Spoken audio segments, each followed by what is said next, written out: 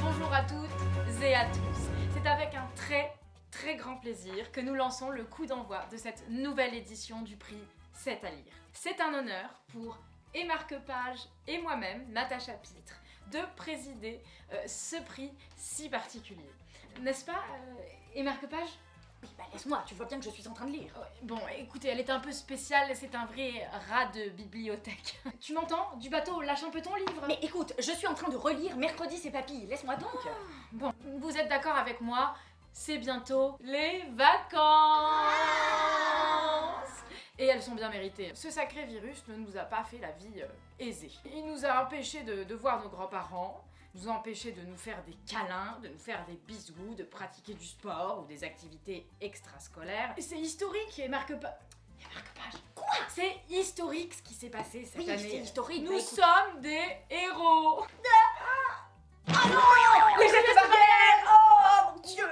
Non. L'année n'a pas été facile, hein, mes chers, et nous voulions vous dire bravo, parce que vous avez été très courageux. Et d'ailleurs, j'aimerais vous proposer un petit exercice. J'aimerais qu'au bout de 3, vous souriez tous derrière votre masque, ok ? 1, 2 et 3. Cheese. Oh mais regarde, imagine là, tous nos petits élèves là en train de sourire derrière leur masque, c'est tellement beau et c'est tellement émouvant. Vraiment bravo mes amis. Et Marque-Page, ça va être à toi. Quoi ? Mais écoute, je suis encore en train de lire, arrête de m'interrompre. Madame la grande lectrice, celle qui lit plus vite que son ombre, va vous présenter les romans qui ont été sélectionnés cette année. À toi. Attends, c'est à moi. Ah pardon. Quel livre incroyable nous avons eu la chance de découvrir dans le cadre du prix C'est à lire. Que de grandes œuvres, quelle sélection de choix, tant de pépites littéraires, on ne sait plus où donner de la tête. Les belles lettres, c'est ma passion.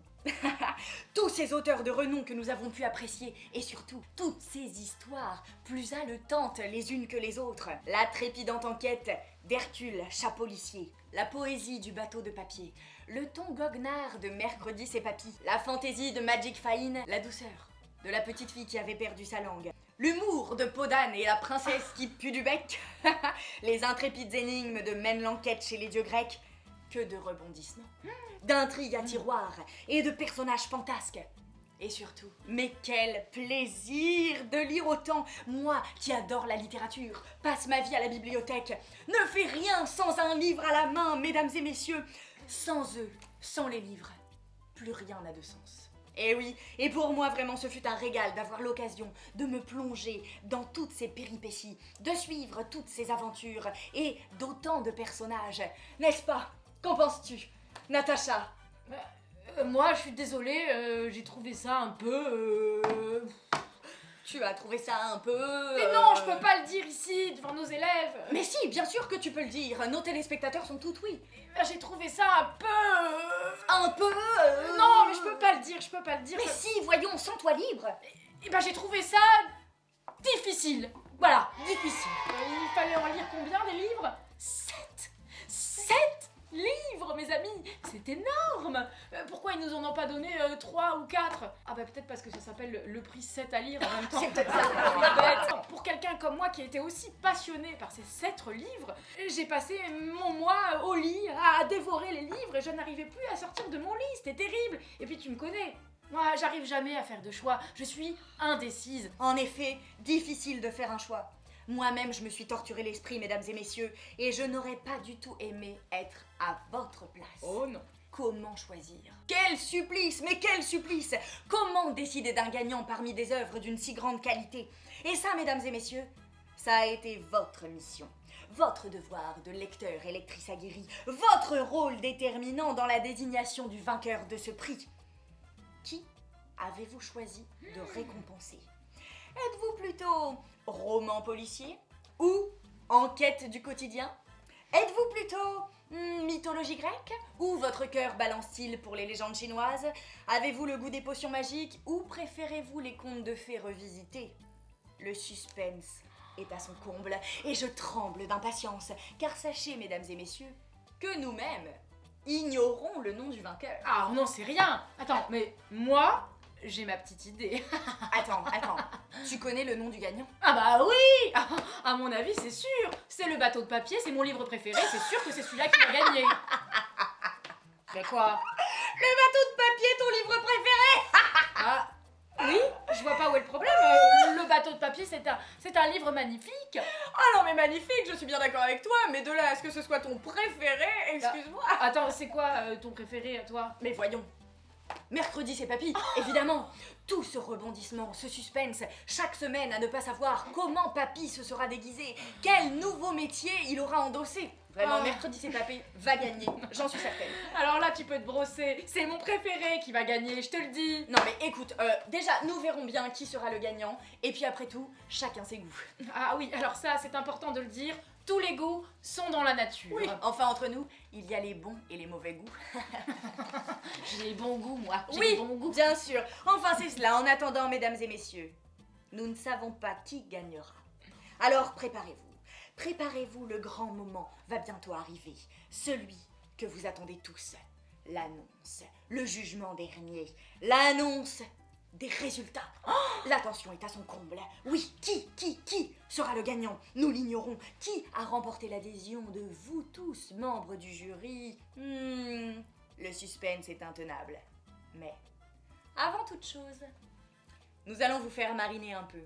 Rappelons donc quels sont les candidats, nos héros participants à cette grande aventure. Hercule, chat policier, c'est un de mes livres préférés. Ça s'appelle Hercule, chat policier, un fantôme à l'école, de Christian Grenier. Mais qui est le fantôme qui se promène la nuit dans l'école? Puisque les humains sont incapables de le démasquer, Hercule, le chat, décide d'enquêter. C'est moi, Hercule, et je ne suis ni mignon ni chouchou. Je suis un chat policier rusé comme pas deux. Je résous tout un tas d'enquêtes. D'ailleurs, s'il y a des mystères que vous voulez éclaircir, je suis votre meilleur allié. Je me fais payer en croquettes et en pâté. Et je débusque les fantômes. Ils ne me font pas peur. Miaou. J'ai adoré ce livre, tout d'abord parce que j'adore les enquêtes policières, j'adore débusquer les malfrats, les coupables, et puis aussi parce que je suis une grande fanatique de chats. Après, je ne sais pas toi, mais moi ça m'a terrifiée cette histoire. Oui, cette histoire de fantôme qui rentre dans l'école, ce voleur de taille-crayon. Oh, rien que de lire ces lignes, j'étais terrifiée dans mon lit. Les fantômes! Mais heureusement, Hercule résout toujours les enquêtes. Le candidat suivant n'est pas des moindres. Le bateau de papier. L'aventure de Wang, un jeune garçon qui sauve un jour un vieillard tombé à l'eau. Pour le remercier, le vieillard lui offre un coffret dans lequel se trouve un bateau de papier qui sauvera Wang et sa mère lors d'une inondation. Grâce à son bateau, Wang vient alors en aide à de nombreux animaux, ainsi qu'à Zhang, le fils du marchand le plus riche du village. Mais Zhang trahit son ami et il s'enrichit dans le dos de Wang en vendant le bateau de papier à l'empereur. Le vil parvenu fait alors tout pour se débarrasser de son ancien partenaire. Mais, récompensé pour sa bonté, Wang est aidé par tous les animaux qu'il a sauvés des eaux et épouse finalement la princesse. Que de poésie, mesdames et messieurs. Moi, c'est mon livre préféré à moi. Oui, mais là c'est moi qui présente ce livre, donc tu me le laisses dans les mains, merci. Et maintenant, je voudrais vous parler de Magic Fahine. C'est un livre de Fanny Gordon. Ouais. Où est-il passé? Mais c'est Magic Fahine qui l'a fait disparaître, tu crois? À tous les coups, oui. C'est un coup de potion magique intempestif. Aurore, Théo et Pierre sont élèves au pensionnat du Vieux Château, où ils donnent régulièrement du fil à retordre à Monsieur Langre, alias l'ogre, le surveillant général. Lors d'une énième punition, ils sont condamnés à ranger un vieux grenier transformé en bric-à-brac. Les trois enfants découvrent alors un magicien pas plus haut que 3 pommes, affublé d'une longue barbiche et qui semble n'avoir pas émergé de sa cachette depuis 3 siècles au moins, accaparé par l'élaboration d'une potion fondamentale pour l'avenir de l'humanité. Cette rencontre va bouleverser à jamais l'existence des 3 enfants, ainsi que celle de Fahine, le magicien, et de sa fidèle compagne Scotty, une araignée bleue domestique. Mystère, aventure et magie vont entraîner le lecteur à la suite des héros jusqu'à New York. New York City, my friend. Qu'est-ce qu'il y a? Ça, c'est Scotty. Scotty, la grande araignée bleue. Ah, j'ai la phobie des araignées, arrête de parler de Scotty. Et je comprends, tu sais, moi aussi, je déteste les araignées. Je suis arachnophobe. Et maintenant, mon number one, mon préféré. Mercredi, c'est papy d'Emmanuel Bourdier. Oui, la trépidante histoire de Simon, qui s'ennuyait beaucoup chez ses grands-parents avant que mercredi ne devienne son jour préféré. Car le papy de Simon n'est pas un papy comme les autres. Et oui, tous les mercredis, il s'invente de nombreuses vies. Fut-il détective, pirate, le roi Régis ou professeur Spock? Que de mystères autour du grand-père. C'est au tour de la petite fille qui a perdu sa langue. C'est un livre de Dominique Sampiero. Il était une fois une petite fille qui avait perdu sa langue. À la recherche d'une explication, Chloé parcourt son quartier et interroge les habitants avec des messages écrits sur le dos de la main. Peut-elle acheter une langue chez Aziz, l'épicier? Un cheveu sur la langue l'empêche-t-il de parler? A-t-elle donné sa langue au vieux matou de la rue Jonas? Le docteur Caro, lui, pense plutôt qu'elle l'a mise dans sa poche, et car elle a quelque chose de très important à dire. Et puis je dois vous faire une petite confidence, si je puis me permettre. C'est vrai que ça m'a rappelé mon enfance, et surtout mon année de CP, où j'ai pas ouvert la bouche de l'année, tout simplement parce que, même si j'ai pas l'air, eh bien, j'étais timide quand j'étais petite. Et oui, j'osais pas parler, et on n'avait pas entendu le son de ma voix en une année. Et maintenant, mesdames et messieurs, Podane et la princesse qui pue du bec de Stéphane Botti. Podane vit bien tranquille dans la forêt quand sa marraine la fée lui annonce que, par décret royal, elle doit aller à l'école. Podane est dégoûtée, car elle doit faire des kilomètres et des kilomètres à travers bois pour s'y rendre. Scheherazade, la princesse au bois dormant, Cendrillon, Blanche-Neige, Réponse, la princesse aux boucles parfaites, toutes les petites princesses des contes les plus renommées sont au complet. Mais dans la cour de récréation, c'est à celle qui sera la plus chippie et la plus méchante. T'es tellement moche à l'intérieur que ton haleine sent la bêtise et la méchanceté.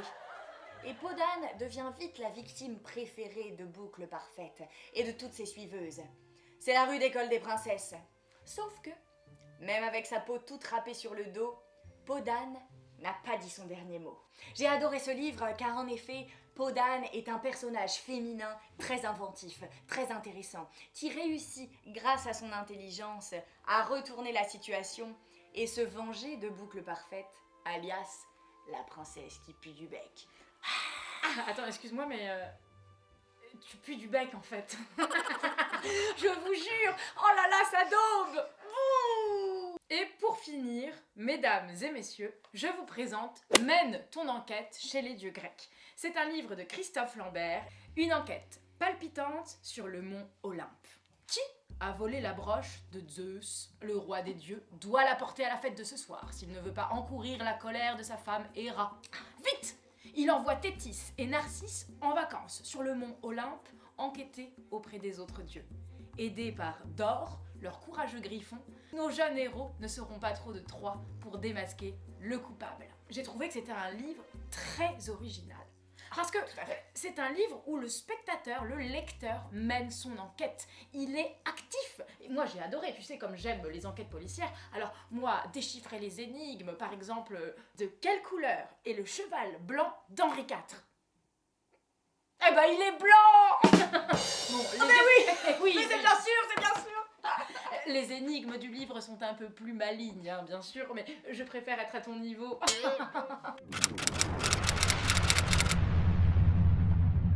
Natacha Pitre, c'est l'heure des résultats et marque-page. Mesdames et messieurs, est-ce que vous êtes prêts à connaître le grand gagnant du prix 7 à lire 2021? Nous allons remettre ce magnifique trophée. J'aimerais tellement en avoir un comme ça, il est magnifique. Messieurs, dames, dans cette enveloppe, il y a les résultats. Les résultats? Le suspense est à son comble. Et le vainqueur du prix 7 à lire 2021, mesdames et messieurs, est Mène ton enquête chez les dieux grecs.